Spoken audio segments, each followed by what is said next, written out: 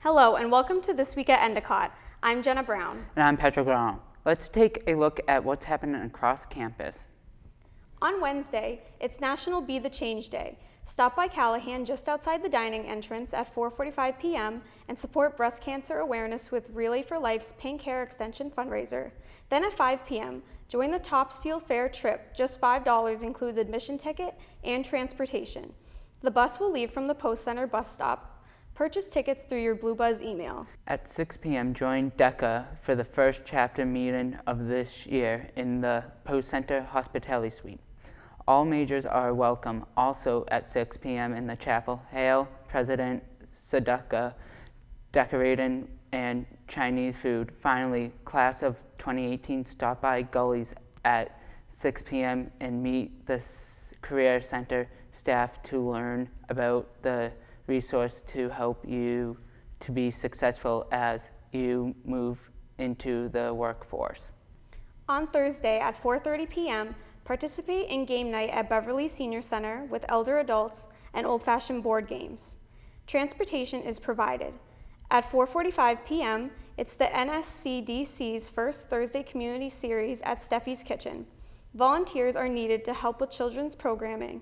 Sign up to volunteer for either of these worthwhile opportunities through your Blue Buzz email.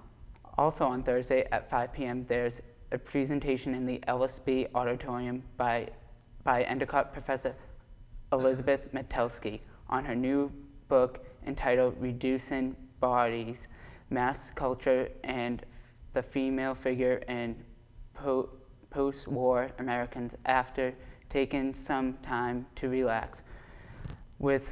With a number of events, Spider-Man Homecoming will be screened in Frady's Quad at 8, while late night locale celebrates Park and Recent Night. Then at 9 p.m. it's 21 night in Gullies. On Friday at 9 a.m., be a part of the community giving tree and help sort and organize donations to distribute to families in need. Sign up to volunteer through the Blue Buzz email. At noon, it's Culture and Conversation in Lib 230, where you can share your culture with the Endicott community and ask questions about studying abroad. Start your weekend off on the right foot by doing good for others at 3 p.m. Volunteer at Landmark Senior Living Happy Hour, where tasks involve setting up, engaging with residents during the entertainment, and clean up at 6:30. Volunteers at Northeast ARC Friday night happening this week. Theme is karaoke night. Sign up for either or both through Blue Buzz. Finally at 8 p.m. enjoy paint night at Gullies. Space is limited, so sign up now through Blue Buzz. The Alliance will be celebrating National Coming Out Day on October 11th. Students are being asked to send their personal stories through a link in the Blue Buzz email. The survey is anonymous and all stories will be displayed as such. Please respond by Friday evening. Questions posed in this survey are optional. Monday is a holiday in observation of Columbus Day. There are no classes being held, so enjoy your long weekend. On Tuesday at 9 p.m., it's one of Doc's famous barbecue. Come by Beechwood and enjoy hot dogs, hamburgers, and ice cream sundaes. Acclaimed photojournalist, documentary photographer, and filmmaker Carlos Javier Ortiz spoke and showed samples of his work in the Spencer Gallery in the VPAC last week. I took some time to ask Mr. Ortiz about his work. Hello, and this is Jenna, and we are here with Endicott TV. I'm here in the VPAC with Carlos Javier Ortiz, and he's here today to speak with us and to show us some examples of his work. So could you tell us a little bit about your style that you have? Sure, I'm a documentary photographer and I work on short films, I'm working on feature film, and I use photography and film as a medium to communicate with people. Good. Is there a certain message that you're trying to communicate through your work? Yeah, I mean, my message is simple. It's about love, empathy, resilience, um, human kindness, dignity.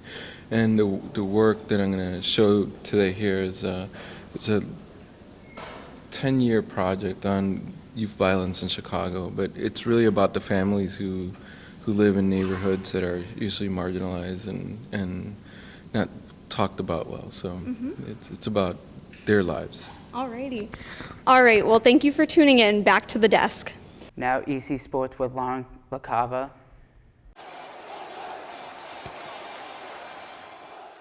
Hi, and welcome back to this week's edition of EC Sports. For ECTV, I'm Lauren LaCava. The football team took a loss this weekend against Hassan during their first home game of the semester. Sophomore fullback Hakeem Fleming broke a shutout with a touchdown in the third quarter. Next week, the team will travel to Western New England for a 1 o'clock game against the Golden Bears. The men's soccer team found wins against Roger Williams and WPI this week. Evan Couchot had 2 goals against Roger Williams for a 4-0 victory, and another to put the goals on top with a 2-1 victory over WPI. The men's team found themselves in double overtime against Western New England last Saturday, where they tied.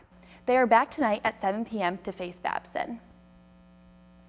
The Lady Gulls found themselves in 2 overtimes against Roger Williams and Babson. The Gulls tied the first game and came out victorious against Babson. With just under a minute to go in the second overtime, Catherine Elkas found the back of the net off her own rebound for her second goal of the game and her 9th of the season. They came out on top against Western New England last Saturday and will be back this Saturday at home against Gordon College. Field hockey is looking for their 5th straight win today as they face neighboring Gordon College. The Gulls topped Roger Williams and Western New England last week. Sophia Cogliano notched 2 goals against Roger Williams and another in the second overtime against WNE. They look to stay undefeated in their conference after today's game. Women's volleyball was on an 8-game win streak and fell in a close battle to Roger Williams 3-2 at home. The Gulls will take on Gordon this Saturday as they travel next door for a 7 p.m. start. The women's tennis team had 2 major victories this week against Gordon College and Western New England. They will host Curry College on Wednesday for a 3 p.m. battle. The golf team came in second their last 2 tournaments. They will travel to Portsmouth, Rhode Island this Thursday for the CCC qualifier. And that will do it for this week in EC Sports. For ECTV, I'm Lauren LaCava. See you next week, Gulls. The community service is looking for volunteers in the evening to pick up the leftover dining hall food and deliver it to River House Homeless Shelter in Beverly. This is a daily need. Therefore, you are welcome to sign up for multiple shifts. All it takes is 30 minutes to do your part to fight against hunger. To sign up, click the link in your Blue Buzz email or contact our board at endicott.edu with any questions. The Endicott Speaker Series is back, and last week, Moina Sheikh was on campus to bridge understanding of the life of a Muslim. I had the chance to speak with Ms. Sheikh after her compelling discussion with students. Hi, this is Jenna, and I'm here with Endicott TV in the LSB auditorium. I am here with Moina, who came to speak with us today during the Meet a Muslim speaking. So I'm here today to ask her some questions. So what has inspired you to come speak to students? I have taken it on to educate my fellow Americans, whether it's students, whether it's adults, whether it's elderly, anybody I can get to, where I can get an opportunity, because education is the key for anything. And in the world that we are living in today, there's so many misconceptions, so many misunderstandings about Islam and Muslims that I want to dispel. Mm-hmm. So that's what brings me here. And what is the message that you're trying to spread to everybody through speaking? Message of love. That's all I want. I want people in this world to be good to each other, not to tolerate, because tolerance is rock bottom. We want to be able to love each other, to embrace each other, to accept each other with our differences. Because no two people are the same. Even identical twins are not the same, personality-wise. Right. So we are all different, but yet we are all the same. So that's what we need to understand, that we are part of the same humanity, and that we have to reach out and be nice to each other. And where have you traveled? Like, how many schools? Do you go to other colleges too, high schools? Where do you travel to? Yes, so here in the Boston area, I have spoken at North Shore, at Simmons, and now here, and I will be going to Emmanuel, I think in a couple of days, and then I'm also traveling to New Jersey and Vermont to speak, but I have spoken at junior colleges, high schools, even elementary schools, 5th and 6th graders I've talked to. I have gone to churches and synagogues, places of worship. Earlier today I was at a Rotary, so a service club. People invite me into their homes where they invite their family and friends just to have a conversation. Because this is not like a lecture or something formal or structured. It's just a conversation where I try to answer questions that people have. And that's all. Yeah. And do you think that coming to all these schools and meeting people in person, do you think it's making a difference so far? I do hope so. I do. Because, again, like I said, there are so many things out there that even people who have personal friends, they don't ask questions of them because they feel they will offend their friends. So this gives a platform to come and ask a question. And for the most part, I hear afterwards people come up and tell me, oh, we never thought of it this way. We never drew parallels like this around issues, because human beings forget things very quickly, and things that have happened in our recent past we forget. And when I bring that out and I talk about it and I draw parallels with what's happening in the world today, a bulb goes on and they say, oh yeah, we never thought of it this way. So I hope it is making a difference. And how long have you been traveling around and spreading this message? I started in January of 2016, so almost 2 years now. And you plan to keep going and Oh, keep yes. doing more? Oh yes, definitely. Sounds good. All right, well, thank you so much for having us. Back to the desk. Now shake my head with Riley and Lexi.